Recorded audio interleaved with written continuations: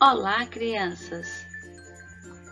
Vamos para a aula de português. Hoje nós vamos falar sobre xilogravura, vamos fazer a atividade, vamos falar também sobre infográfico, páginas 90 a 92, programa Aprendendo em Casa da Prefeitura Municipal de Petrolina, Pernambuco.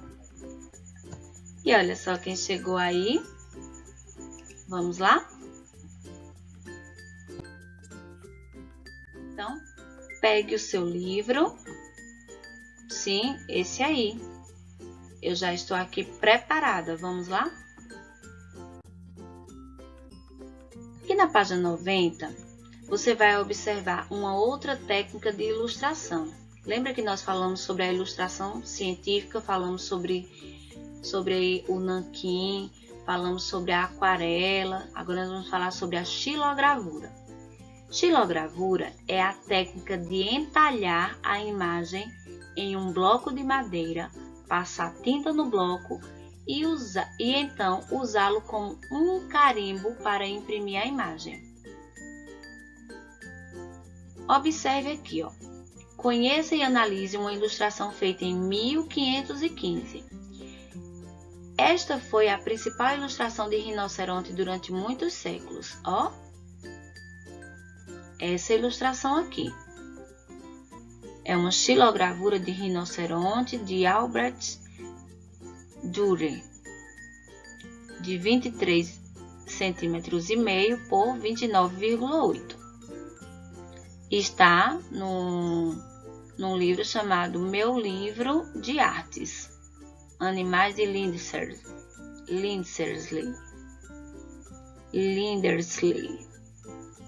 Certo? É isso. Agora, você vai comparar a xilogravura com essa fotografia aqui. Existe semelhança entre elas? O que é que tem de semelhante? Quais são as características que mostram a semelhança entre essa xilogravura e essa fotografia de um rinoceronte?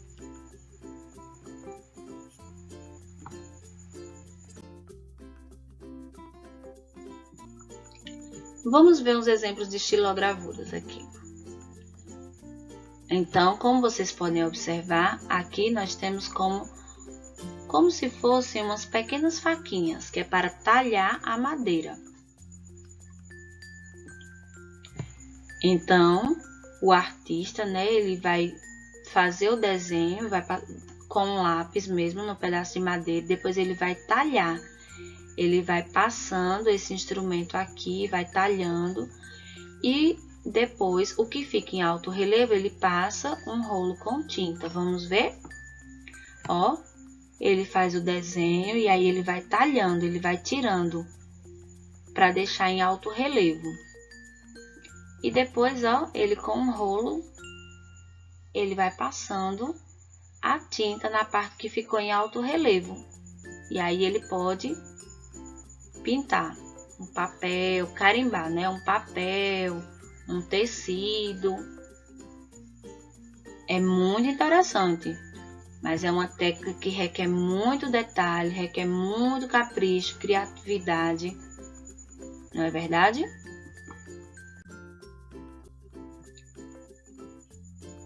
Vamos para o nosso Tecendo Saberes. Elefantes na África e na Índia. O gigante que tem medo de abelhas geralmente vive na floresta, que é o seu habitat natural. Será que além das florestas e dos zoológicos ele pode ser visto em outros espaços? Vamos continuar lendo. Nos diversos países da África em que é encontrado, o elefante costuma viver nas florestas. Mas em algumas culturas asiáticas, como na Índia, os elefantes são considerados animais sagrados e eles são encontrados em vilas e cidades.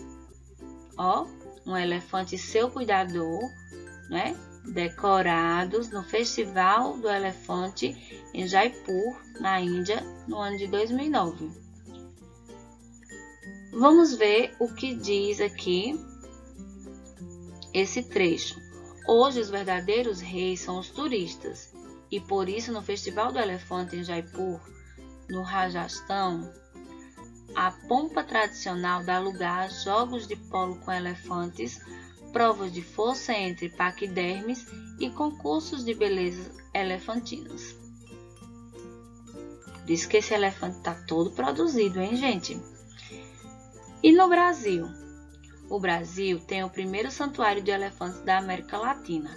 Ele fica na Chapada dos Guimarães, no Mato Grosso, e tem uma área equivalente a 1.500 campos de futebol.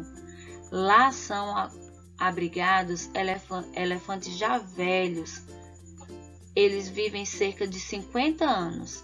Esses elefantes trabalhavam em circos ou viveram em zoológicos. Lá ficam livres e soltos. Os primeiros hóspedes do santuário são o elefante Ramba e 2 elefantas, Guida e Maia. O projeto está sendo realizado pela ONG SEB. SEB significa Santuário de Elefantes do Brasil. Gente, a gente observa que ainda existem muitas pessoas, né, que não entendem e não respeitam o espaço dos animais, né? O elefante é um animal de floresta. Claro que na Índia ele é tido como um animal sagrado, mas ele não é maltratado lá. Mas quando a gente lê nessa questão aqui do Brasil em relação aos circos, muitos elefantes já foram maltratados, já apanharam para fazer acrobacias, fazerem movimentos que não é o natural deles, infelizmente. Estão ouvindo? Prestando atenção em tudo? Agora vamos falar sobre infográfico. Gente, o infográfico é um gráfico que fornece informações usando imagens e pequenos textos. Há infográficos sobre diferentes assuntos. Esse infográfico tem por título Grandes e Pequenos, ó. Grandes e Pequenos. Ele apresenta informações sobre o ser humano e outros animais, inclusive o elefante.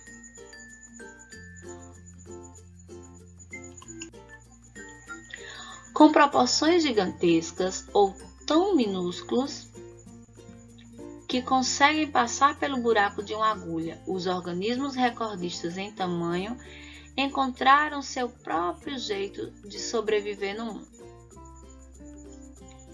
Um fundo gigante de uma espécie de cogumelo recobre uma área de 8,9 km², no estado americano do Oregon, e é o maior organismo vivo conhecido.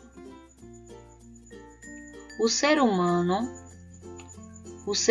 padrão fica pequeno quando comparado aos animais mais altos do mundo.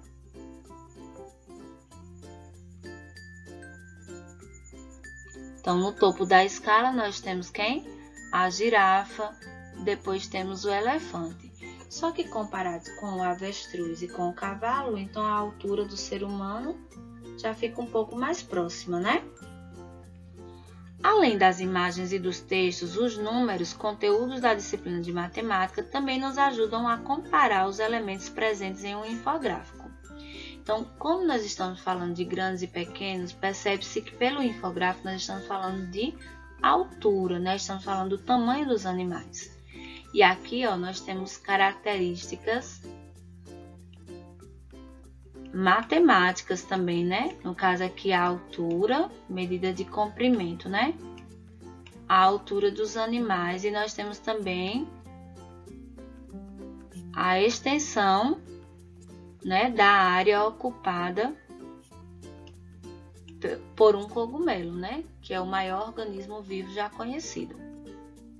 Então, leia com bastante atenção esse trecho aqui e dialogue com os seus familiares. Viram como o infográfico ele é importante, gente? Ele nos traz várias informações e de forma bem divertida. Infográfico já está dizendo, é um gráfico informativo com imagens e pequenos textos. Até a próxima aula! Gostou do vídeo? Deixe seu like, inscreva-se no canal, ative o sininho e tchau, tchau!